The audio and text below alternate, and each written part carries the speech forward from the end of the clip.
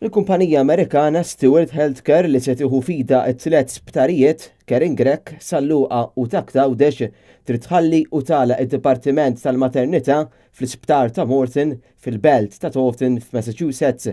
Steward Healthcare kitbet lill-Dipartiment tas-Saħħa fl-Istati Uniti biex tħabbar il-ħsieb tagħha li tagħlaq b'mod permanenti din il-binja.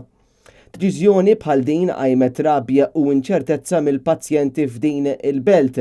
Inċertezza bħal din edha wkoll f'pajjiżna. Kif f'Diċembru tas-sena l-oħra, il-Gvern Laburista ħabbar lil Vitals Global Health, il-VGH, iffirmat ftehim li tbieħ lill-Gvern konċessjoni ta' 30 sena ta' tliet sptarijiet in kwistjoni lil Steward Healthcare. Meta tħabbira ta' dan il-ftehim, il-Ministru tas-Saħħa Chris Fern qal li ftehim bħal dan huwa ftehim pożittiv u sewwa.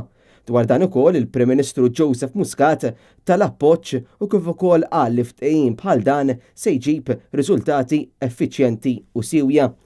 Meta l-kuntratt kien iffirmat mal-VGH fl-2015, il-Ministru Konrad Mizzi kien qal li l-VGH se tgħin fit-tkabbir lejn is-servizzi tas-saħħa u edukattivi. Fl-Istati Uniti Steward Healthcare ma sabit soċi business partners biex tkun tista' tibqa' tiffunzjona.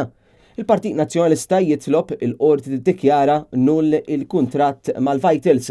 U għat attività politika fiż-Żejtun il-kap tal-Partit Nazzjonalista Adrian Delija ħabbar li se jitlob lill-qorti tiddikjara il-kuntratt mal-Vitals bħala wieħed null. Il-Partit Nazzjonalista se jiġġieled b'kull mezz biex dak li qed jittieħed b'qerq mingħand il-poplu jingħata lura b'mod sħiħ, sostna dan Adrian Delija fiż-Żejtun.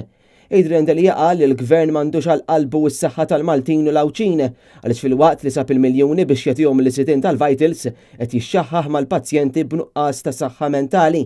Bil-Gvern joffri l-inċertezza kull ma jgħaddi żmien, il-Gvern Laburista qed juri li qed jitlef kull bażi ta' pjan fis-settur tas-saħħa bi problemi wkoll anke fil-kura tas-saħħa mentali.